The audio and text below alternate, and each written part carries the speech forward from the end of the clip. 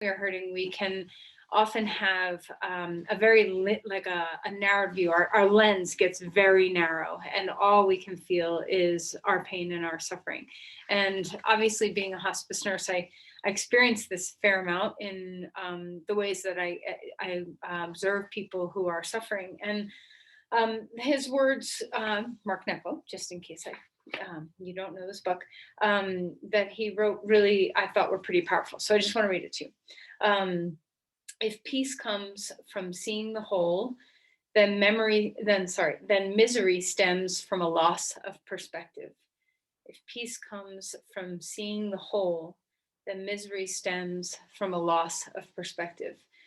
We begin so aware and grateful. The sun somehow hangs there in the sky. The little bird sings. The miracle of life just happens. Then we stub our toe, and in that moment of pain, the whole world is reduced to our poor little toe. Now, for a day or two, it is difficult to walk. With every step, we are reminded of our poor little toe. Our vigilance becomes which defines our day, the pinch we feel in walking on a bruised toe, or the miracle still happening all around us. It is the giving over to smallness that opens us to misery. In truth, we begin taking nothing for granted, grateful that we have enough to eat, that we are well enough to eat. But somehow, through the living of our days, our focus narrows like a camera that shutters down, cropping out the horizon. And one day, we're miffed at dinner because the eggs are runny or the hash isn't seasoned just the way we like. When we narrow our focus, the problem seems everything. We forget when we were lonely, dreaming of a partner. We forget first beholding the beauty of another. We forget the comfort of first being seen and held and heard. When our view shuts down, we're up in the night, annoyed by the way our lover pulls the covers or leaves the dishes in the sink without soaking them. In actuality, misery is a moment of suffering allowed to become everything. So when feeling miserable, we must look wider than what hurts. When feeling a splinter, we must, while trying to remove it, remember there is a body that is not splinter, and a spirit that is not splinter, and a world that is not splinter. And I think this is very true. I don't know about you, but I feel sometimes when I'm suffering in some way, whether it's physical or emotional, that it does become your whole view. And it's skillful to learn ways to be able to hold your suffering as well as everything else around it, to see bigger than just your momentary suffering. And yoga, of course, can help us with just about everything, right?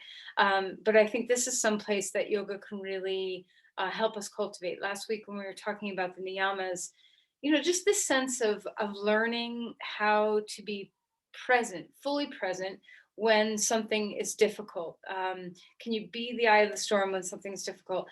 And in my experience, the breath is really the best way of cultivating this. I know a couple weeks ago I taught another class about coping with pain, and it's kind of similar to what I'm talking about now. That we need to broaden our view, our perspectives. So when I was young, my father, I remember once I don't know if you remember when cars used to have lighter, like you could push the thing in for a lighter for a cigarette, and I was intrigued. I was young, and I stuck my finger after pushing it in and getting it hot. I stuck my finger in the thing because I don't know, I was young. I was about 5 or 6 years old, and burned my thumb quite badly. And my father, he taught me this skill of, okay, you feel the pain, make it everything you feel, and then try to span out as if you're like leaving, like the panning out in a movie, or the spanning out away, so that you get the broad view.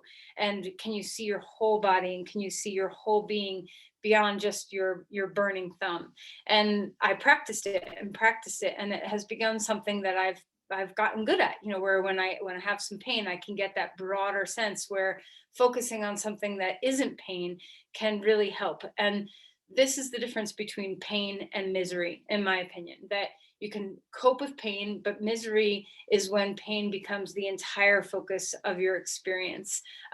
So with the breath in yoga, let's practice today. Maybe that helps you, I don't know. But let's practice this skill of being able to broaden our awareness of our bodies and our spirits to encompass more than a troubled thought or a troubled joint, to really feel the fullness of what you're experiencing. So this is, the case for optimism, like the see the glass half full, feel the goodness, which is very difficult to do when you're pinpointed on something that becomes like a siren when you're struggling with something in your mind or body.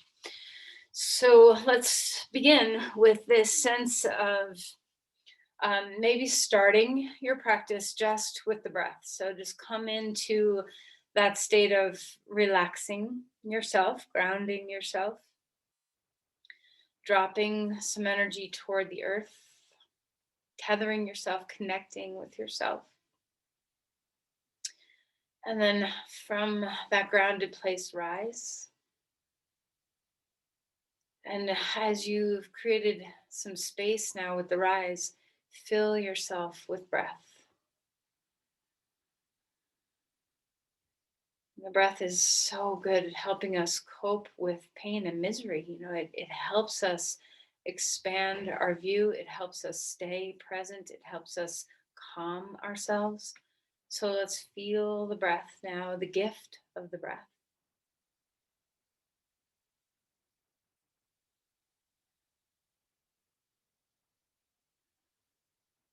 And let's begin by finding some place in your body that feels really good right now. So, maybe your hands feel really free, or anywhere. Just choose something in your body that feels at ease. And that's going to be our expansive point. So, if we move from point A to point B, this is going to be point B. This place that you feel free in your body is where we're going to expand to. So notice it now. Breathe into that place. And then let's find point A. So maybe you did stub your toe this morning, or, maybe, I don't know, it can be something very simple like a cut on your finger, or it can be something very big like you totally tweaked your back. So let's just find a physical sensation in your body that isn't so comfortable. So we'll start with the body. And notice if this has been taking up a whole lot of your energy. Pain can suck energy, just drain you. So notice if that's been happening for you in any way. And notice if when you go to this place in your body, if your focus narrows, if you lose your peripheral vision a bit. So as you bring your awareness into this part of your body, can you now breathe? First and foremost, let the breath be the tool that gets you to expand. And can you pan out away from point A into point B?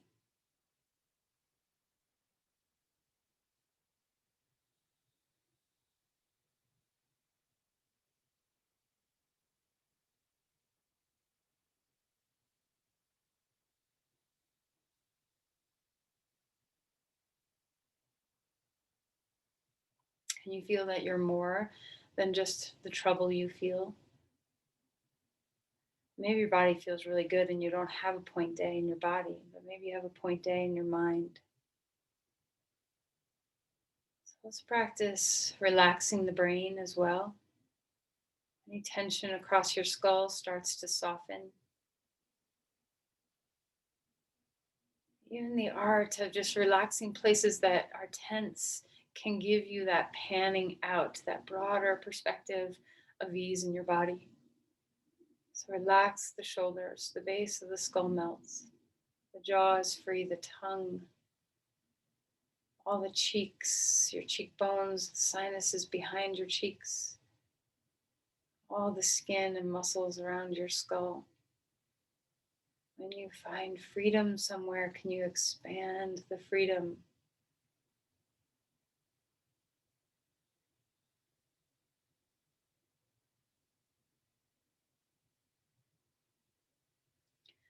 Place your hands together at your heart and offer an intention. And can the intention include practicing breathing so that you have this beautiful tool to help you expand away from point A to point B in mind or body when you need it?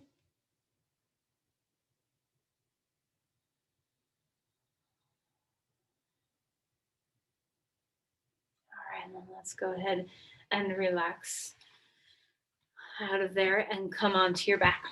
Okay, so let's find our way to lie down. And as you stretch out,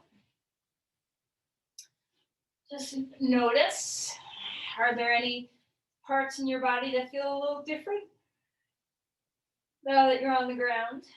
And stretch your arms overhead if you can. And let's lengthen the left side and lengthen the right side and just come into that space of opening.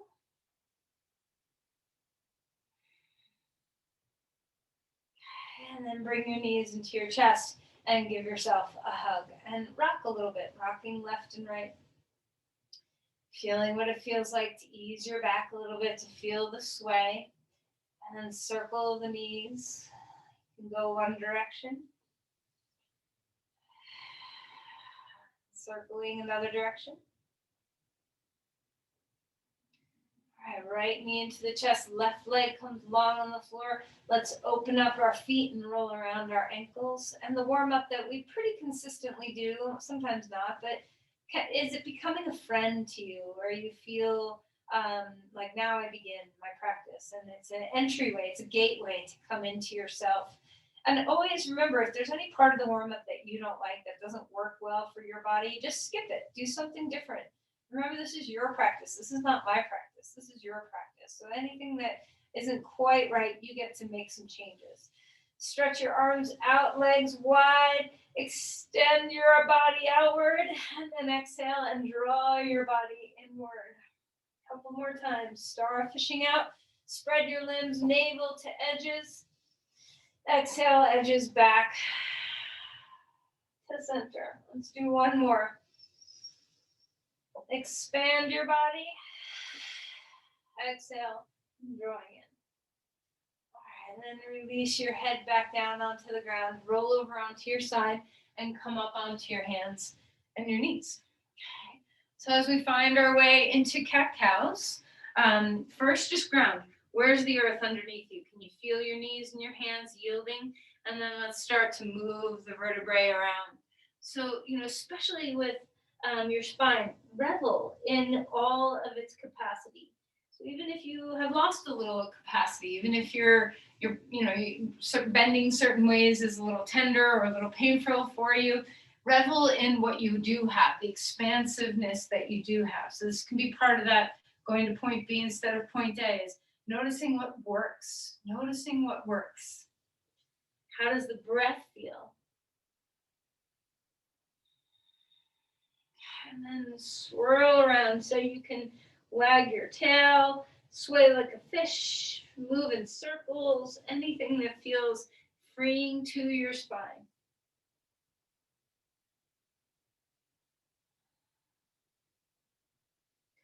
All right, and then curl the toes under, settle your hips back, open up the bottom of your feet for a moment. If this is very painful, just do regular child's pose. And then come back up and smack your feet on the floor. Just wake up the tops of your feet. And then settle back down into child's pose. Take a breath here. Enjoy the back of your body. See if you can sense into the feeling body back there. Sometimes it's hard to notice the back of us. And then walk the hands over to the right side of the mat and open the left rib cage up. Feel the expansion, drop into the pelvis, open your breath.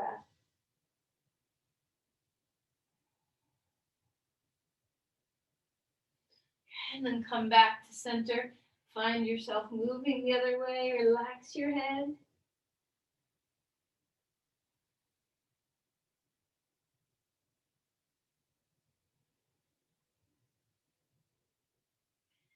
And then come back to center. Swirl around again, swivel and sway, swish your tail.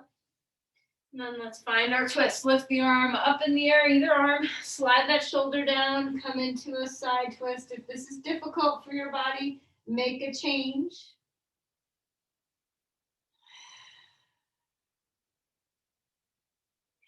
And then inhale and reach that arm all the way up. Place the hand down onto the ground and change sides. You know, if you can't be on your knees, so Anne, I'm not sure how your knees are doing these days. I can never see anybody, but you can always do a lot of this coming into half dog. You know, you can twist like this and holding on to your knee. There's lots of ways you can do these postures without bearing weight on your knees or extending too much in your shoulders. So be kind to the joints that aren't as healthy as you need them to be. And there's ways to modify it to take care of yourself. Okay, let's come up to dog pose. If dog pose isn't available, you can always come to half dog.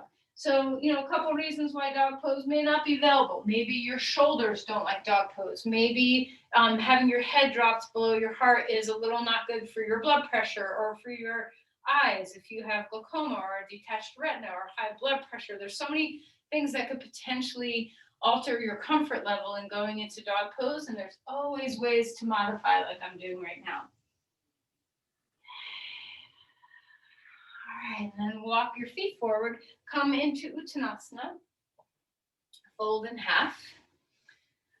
Okay, fold from the hips, not from the spine. Bend your knees as much as you need to. Relax. Same thing. If inversions feel bad in your body, come into half lift so that you can get the fullness in the backs of the legs, but your head doesn't have to drop down so low.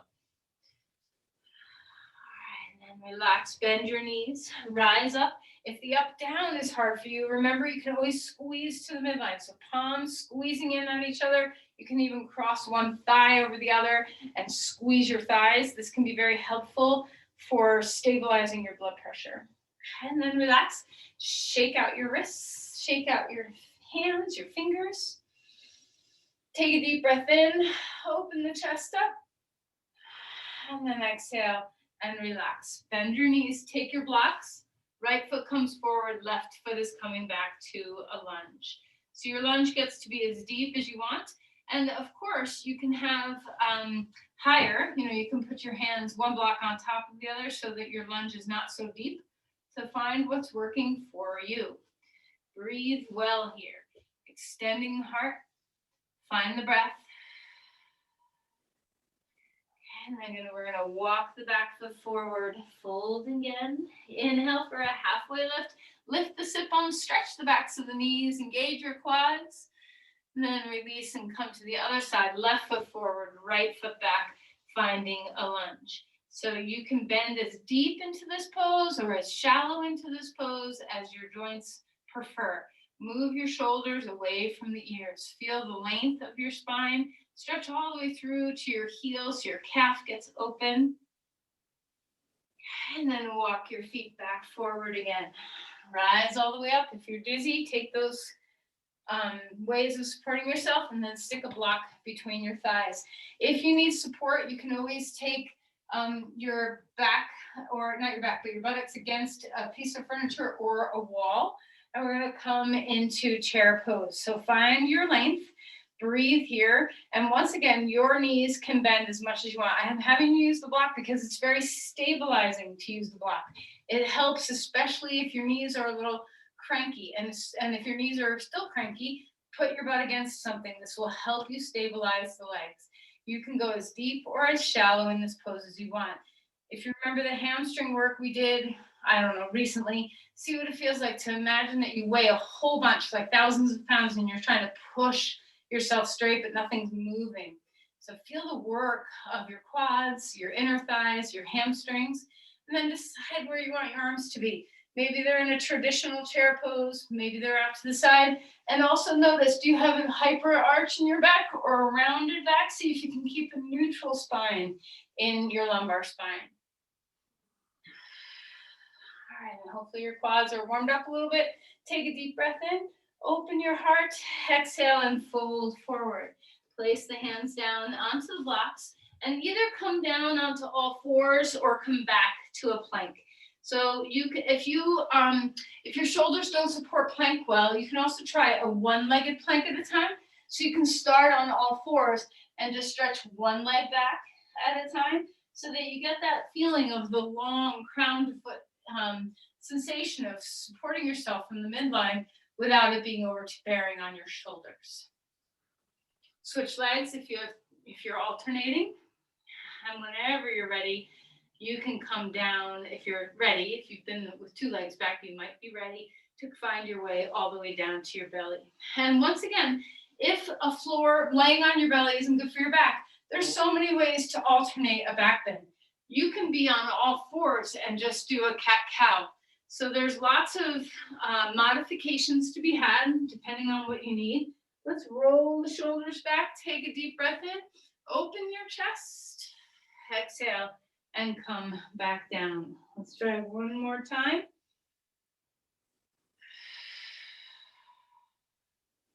All right, and then relax for a moment. Come on to all fours.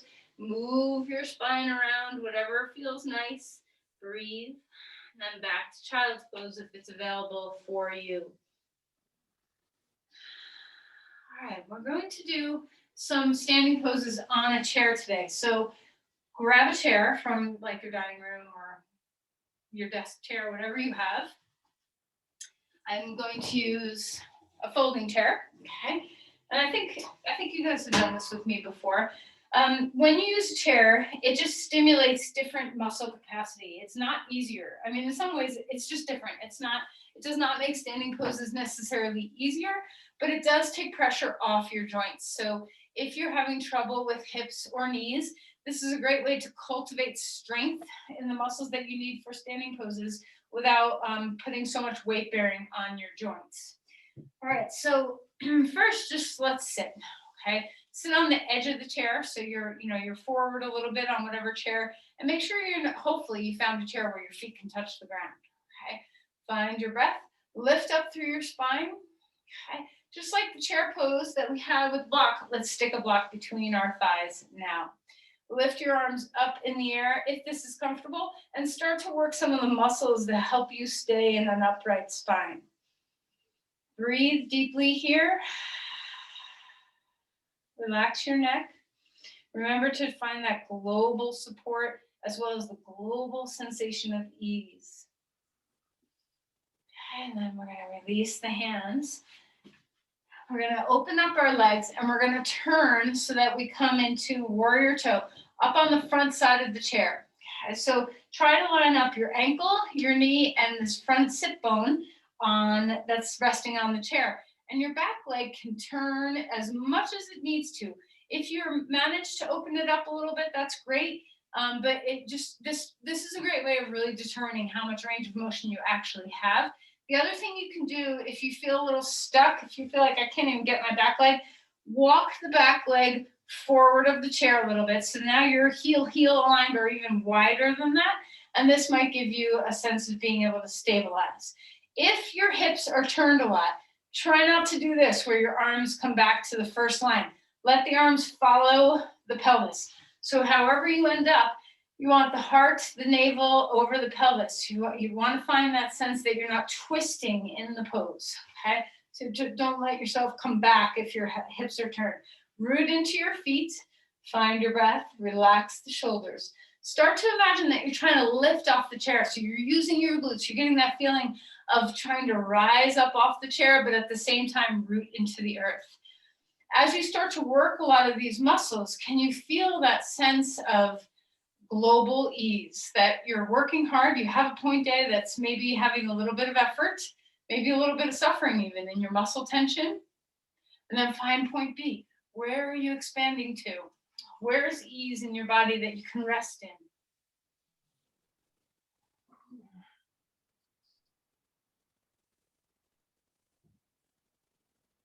All right, let's go ahead and relax. Bring your knees back together, round your spine a little bit, come forward, release and relax. And then we're going to come over to the second side. So opening up your legs this way. So I'm going to move my chair back. So actually on my mat, it's helpful to have your feet on the mat still so that you have that sense of stickiness, stability. So what are you doing here? How's this back hip? Does it need to turn? Can you keep the femur bone back even if the hip has to turn? So try not to press the whole leg forward. Stay grounded in that back leg without hyperextending the knee. Have a little softness in the knee so you can root your foot down. Open up the chest, bring your arms wherever you're going to be. So try not to twist back straight. So if your hip is turned a lot, follow with your chest. So your Vera 2 may look very different than what you typically see. Feel into your feet, root down, rise up through your crown. Rediscover your breath. See what it feels like to breathe deeply here, to find that sense of the length of your breath and the space of your breath. This is our tool, our gateway to get to point B is through the breath. It's our channel to rise or move through to get there. As you start to feel maybe some effort somewhere, maybe a little shaking somewhere, where is there ease? Relax the shoulders. Find a spot in your body that's deeply soft and expand. Let your peripheral vision hold that space.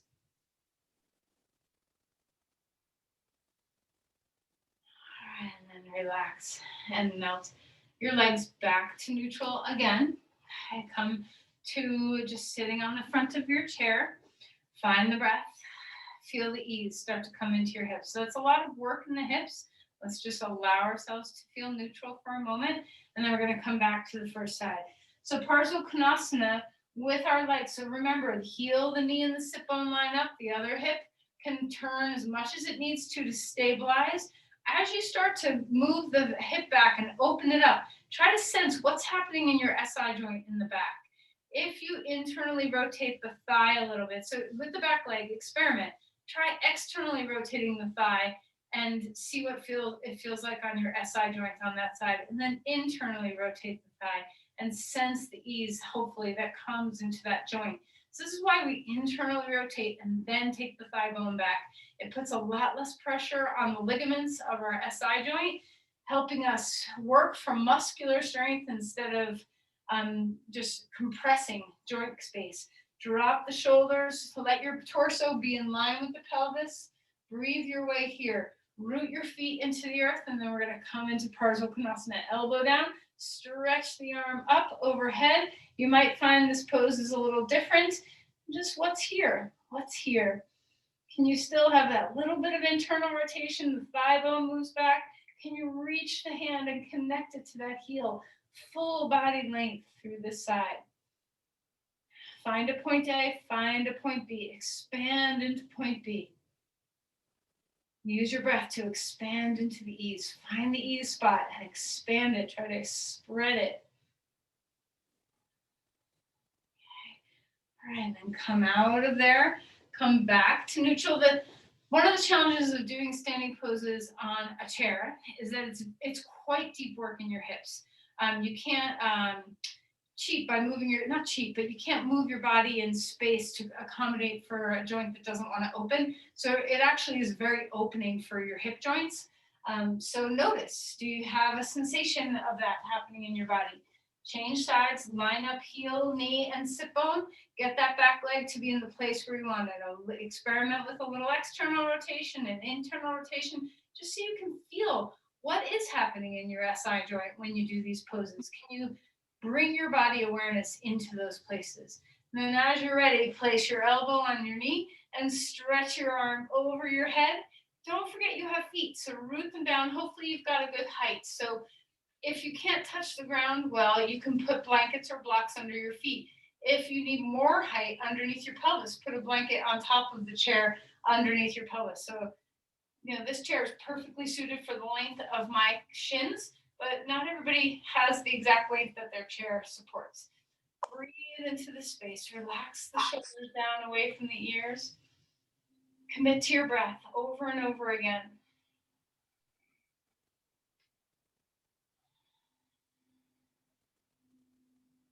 Imagine trying to lift yourself off the chair.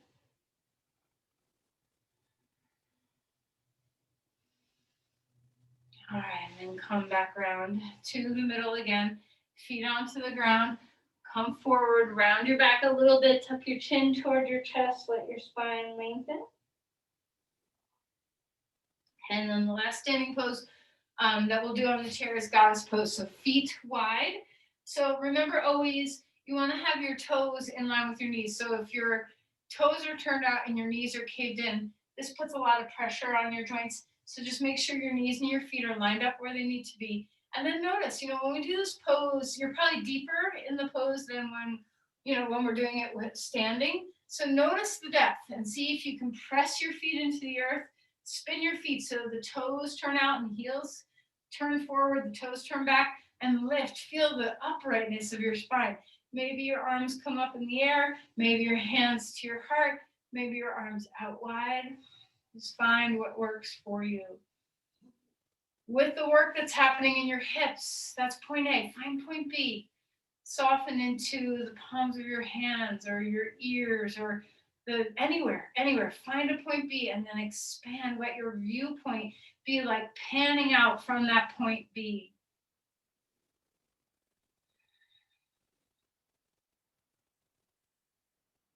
All right, and then relax and bring your knees back in one more time. You can fold forward and just relax. Feel free to sway your hips even on the chair a little bit. You can rock. And then come forward at the edge of the chair again. Straighten both legs out. Now be really mindful. It's very easy to hyperextend your knees when you're doing this. So stretch your legs straight without hyperextension. Hands on the sides of the chair and lift your chest. Stretch through the toes. Find your breathing. All right, great. And then relax. We're going to turn sideways on the chair so that the back of the chair is on your left. Head, feet are grounded on the earth, hip width apart, knees, hips, and feet are lined up. Bring your hands onto the back of the chair. We're going to pull with our right hand and push with our left. And as always, don't let the leverage of your hands dictate the twist.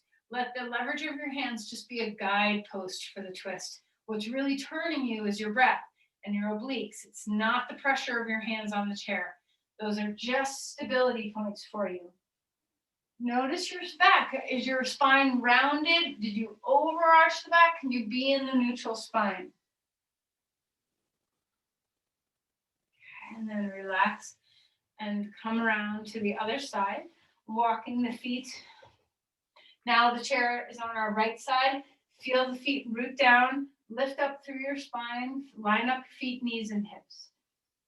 Grab onto the chair. This time we're going to push with our right and pull with our left very gently. So we're not cranking, we're stabilizing, we're keeping that neutral lumbar curve instead of rounding back. What does it feel like to elongate the spine, to drop the shoulders, to let the breath move you in the twist? All right, and then relax and come out of there. Okay, so one more thing to do on the chair. We're going to come back so that the chair is on our left. So the back of the chair is on our left. And we're going to stretch into a lunge here. Find your breathing. Once again, if the height is not right, you can put blocks or blankets or something. And then rise up into crescent lunge and enjoy the hip flexor opening in that pose.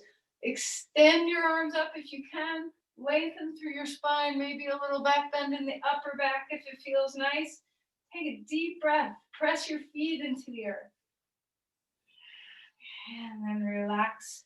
Come around. Spin to the other side. Now the chair is on our right. The back of the chair is on our right. Feel the extension through the hip flexor of your back foot. Place your front foot well. Rise up. Feel the openness through those hip flexors. Extend through your spine. Try not to collapse. Reach up. Breathe. Root your feet like you want to actually pop off the chair. We're staying grounded on the chair. And then come back around and rest. This will be the last thing. Hopefully your butt's not getting sore from being on the chair. Put your left foot on top of your right. Feel the opening of the heart. This might be enough. This might be a pigeon pose feeling. That's just enough. But if you want more, lift the spine and come forward. Remember your foot. Stretch through the big toe and the inner heel. See what it feels like to lengthen from your inner knee to your inner heel, and then pull back from your outer foot, your pinky toe side of your foot, to the outer knee. Come forward as much as your body wants. Make sure your knee is in a happy place. Make sure your hips are in happy places. Breathe well. If going forward is too much for you, you can always do this, where you're holding onto the back of the chair and just finding the length of your spine. So there's lots of ways to accommodate this. Okay. All right, and then let's rest. Place that foot down onto the ground and change sides. So you may have very different hips. And if this just isn't happening for you, if this is still too much rotation, external rotation in your hip, you can try putting your thigh over your thigh and stretching forward here. So you can slide the foot as far down as you need it. Stretch through the big toe and the inner heel. Feel the difference. How is this side compared to the other side? Are you able to lengthen the spine? Are you able to breathe well? Do you want to lean forward? Do you want your hands back? Or do you want to be just smack in the middle? Is there a sense of calmness somewhere in the body? Find the ease. Relax the shoulders. Take the big viewpoint as best as you can.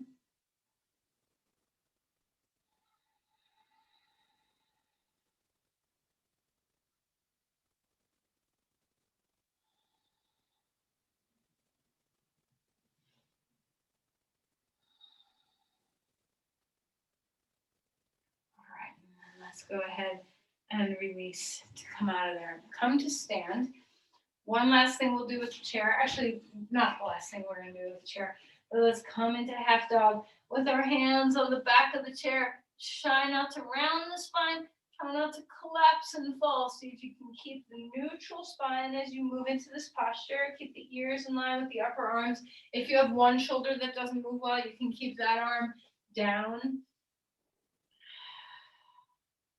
And then come forward. And we're going to come into a back bend. So this is better when the chair is against something, a piece of furniture, a couch, a wall, and we get to just open our chest up like an up dog feeling.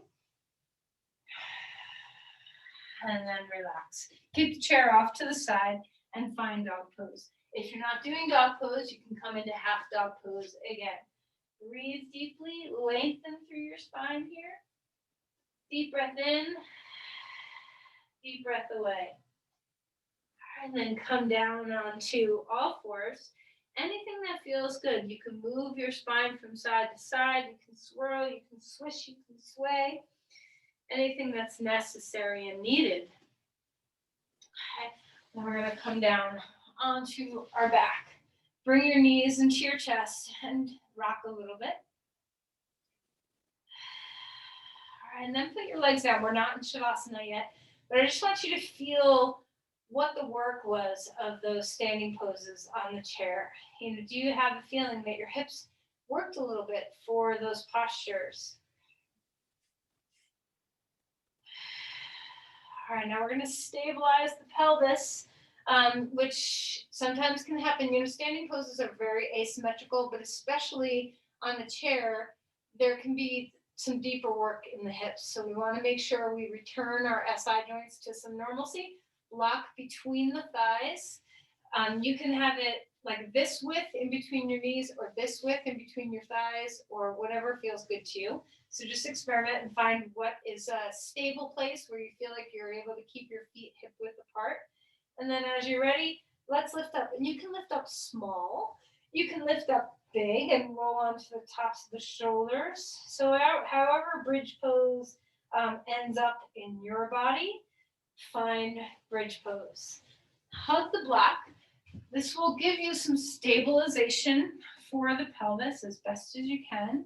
Breathe. Can you feel that you're working your glutes evenly on both sides? That you're working your inner thighs. Everything's working here to hug onto the sacrum.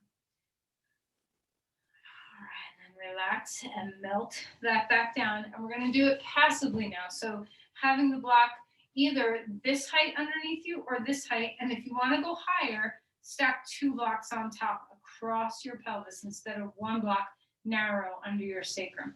So decide the height that is right for your body. Okay. Put the block there. And then what can you do to drop into the block? So this is supposed to be quite passive. So let it be so and adjust to whatever place the block needs to be where you're really at ease. And then focus on the breath. See what the belly feels like as you let the breath rise and fall.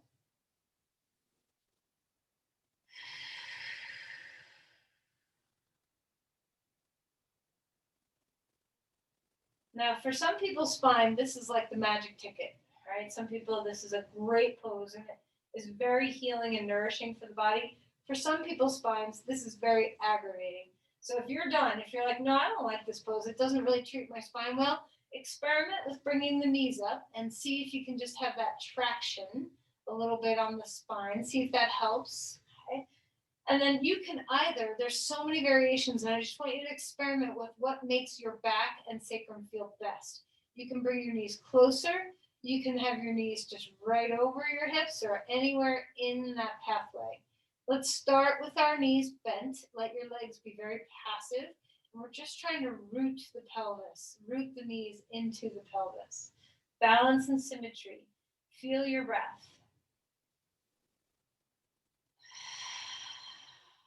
And then, if you're ready, and you don't ever have to be ready for this variation, bring your legs straight up. And you can keep the knees bent. You can have them bent a little bit, bent a lot of it. You can have them bent forward toward your pelvis or toward your chest a little bit more.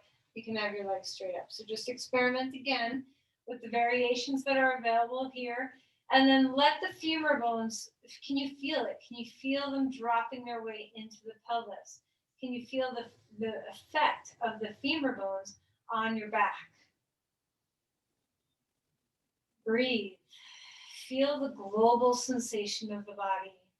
The more we learn how to be in our body, the more capacity we have to turn our mind's eye toward what feels good.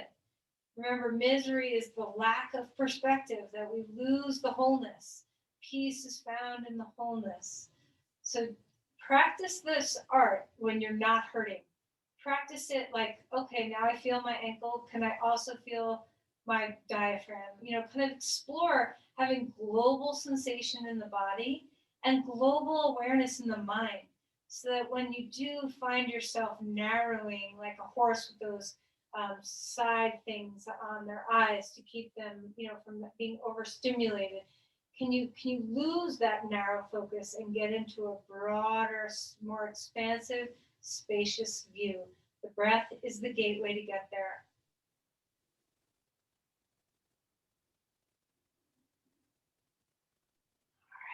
Let's go ahead and relax your legs out of there.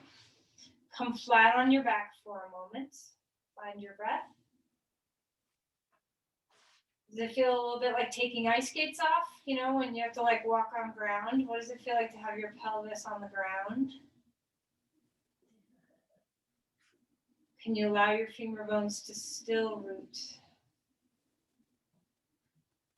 And then we're going to start our twist by windshield wipering. So just get into the ease of moving your hips.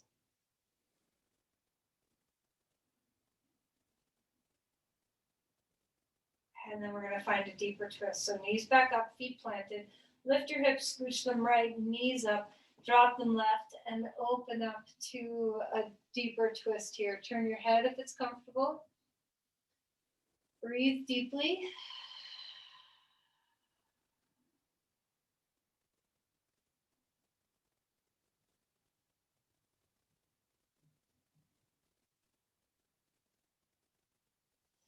And then lift your knees up. Scoot your hips the other way. Bring your knees up and drop them down. Remember, you can always support yourself. So if your knees don't come all the way to the floor, you can put the outside of your shin up on a block so that you don't have to be so low to the ground. There's lots of ways you can support underneath your arm that's on the other side. So whatever support you need if your body doesn't come all the way to the ground. How's your breath? And then inhale and bring your knees back. Knees to the chest, chin up, throw in on yourself, and then relax your head down. Okay. Let's put right thigh over left thigh and try to cross high on your thighs, and then draw your knees toward your chest. Now, if this gives you a little pinch sensation in your hip, experiment with moving, so your right leg's on top of your left leg. Experiment by first drawing your right femur bone away from the shoulder, and then stretch the big toe and pull the pinky toe side of your foot toward the outer knee. And just see if those actions can alleviate any pinch that you might have in your hip.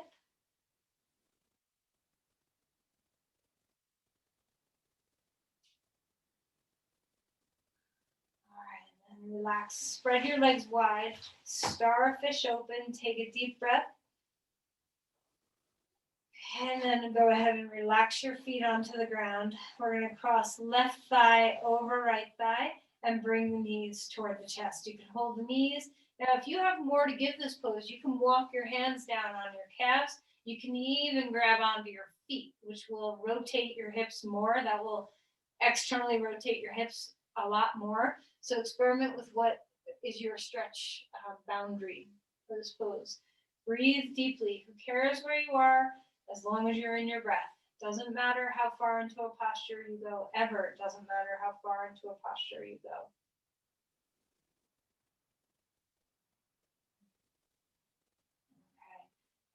Okay. And then unwind that leg, spread out, arms spread out. Feel that sense of spaciousness. So as we lie down here with our limbs wide, let's find the global view. Can you imagine that? Maybe let's find a center point somewhere along the midline of your body. It could be your navel or your heart or even your third eye, maybe the center of your pelvis, whatever place you kind of intuitively sense well. Let this be your narrowed focus, even if it's not a painful practice or a painful spot. We're just finding that sense of being able to focus narrow and focus wide. So first, just focus narrow. Find whatever spot you just found and shrink your awareness to only be in that spot. When you do this, when you shrink your awareness to let your entire sensory field be focused on that spot, notice if your breath shrank as well. And then let's try to take the global view. So expanding to all 6 of your limbs, your arms to your fingers, your legs to your toes, your crown and your tail. So the spine goes in both directions as well. So it's not a pull. Don't feel like someone's pulling on your limbs. Just get the feeling that you can expand your awareness. Feel the center of your palms soften. Feel the soles of your feet. Feel the very crown of your head. Feel the base of your spine, either the tip of your tailbone or the perineum, whatever your center point of the pelvis feels to you, and then expand into all of those places.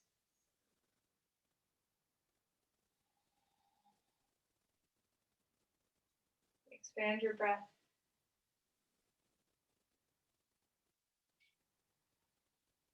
Now try to breathe into this navel radiation. So from your center point, wherever it is, as you inhale, imagine you breathing out to your edges. And then as you exhale from your edges, breathe back, exhale into your centered place. So we're just practicing the art on the breath of expanding our awareness big and dropping our awareness small. And that's not to say that narrowed focus is always a bad thing, but certainly when we are suffering and only viewing the narrow point. Okay, so find breath now. Find that sense of a little bit of a meditation here where we're going expansive on our inhales and a sense of contraction very passively, not a deep contraction to hug in tight, but just explore how the breath moves you and how nice it can feel to be in the rhythm of flow, that you can feel your body like a wave in the ocean rising and falling. And in this way, we just practice the global body, the flow of breath. Even when nothing's hurting, we can practice the art of touching our edges and expanding our sensation to include all of us, mind and body, right to your edges. And then as you exhale, to narrow that focus back down toward a center point. Is this relaxing to you? Is it comforting to you? Just do your very best to stay in the presence of that flowing breath.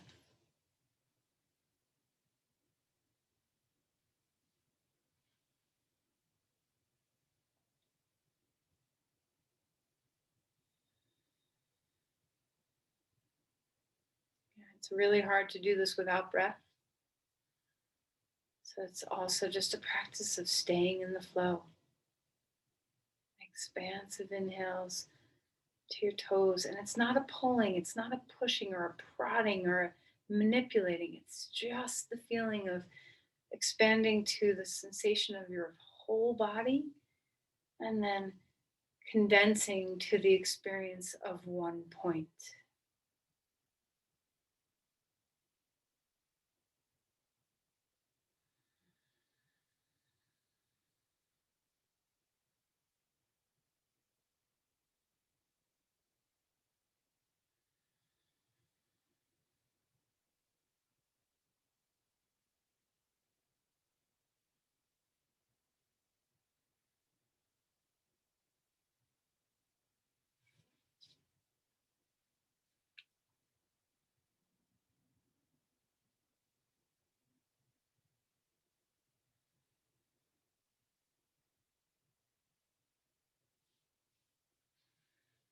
And then when you are ready to move, bring your knees first just into your chest, just hug them in. Finding your breathing. And then from here, from that deep hug, just go ahead and rock. Maybe you want to move into happy baby pose where you hold your feet just aside. You can rock in happy baby pose as well. And then any posture you need for your pose is to be complete, for your body to feel fully nourished and balanced. When you complete that, whatever that is for you, let's find Shavasana. Now, you just were in this beautiful meditation of flow. So maybe your Shavasana can begin with that same feeling of the breath moving. Maybe you'd rather just focus on the weightedness of your body. The chairs are there. So if you want to put your legs up the chair, your calves resting on a chair, this might feel nice on your hips and back and knees. Perhaps you're cold and you need to have a lot of blankets over you. Whatever it is that your body is needing for comfort. And then rest. What does it feel like to let your body rest? Can you melt your limbs? Can you melt your spine?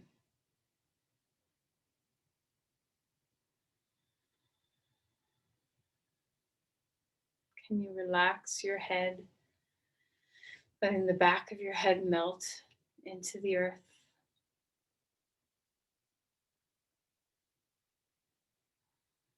Softening your face. Get used to the feeling of instantaneously getting to relax your skull and your face. This is a great point B to come to when you need it. The melted jaw, the melted eyes, the melted skull, the melted tongue. Stay in the flow of your breath, the softness of your belly.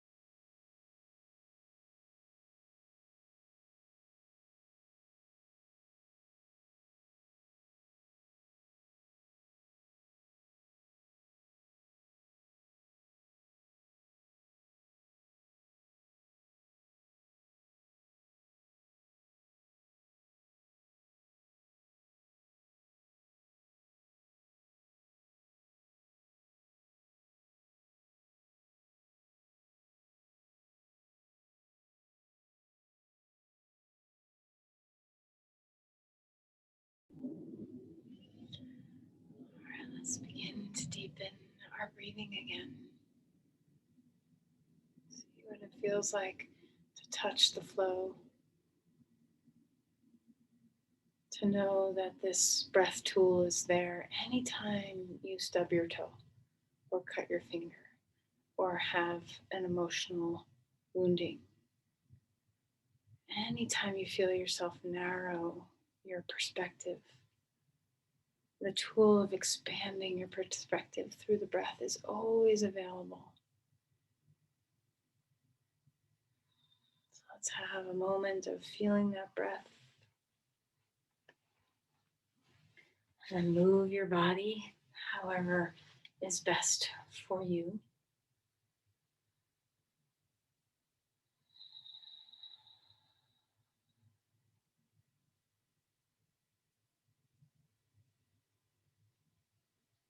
And as you're ready, you can find your way onto your side.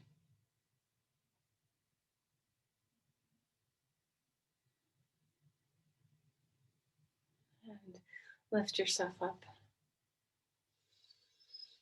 Come to a comfortable seat.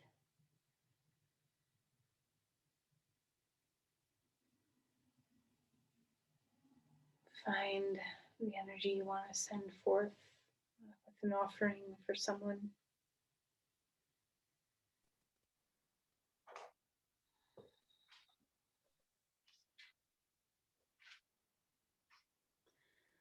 Namaste.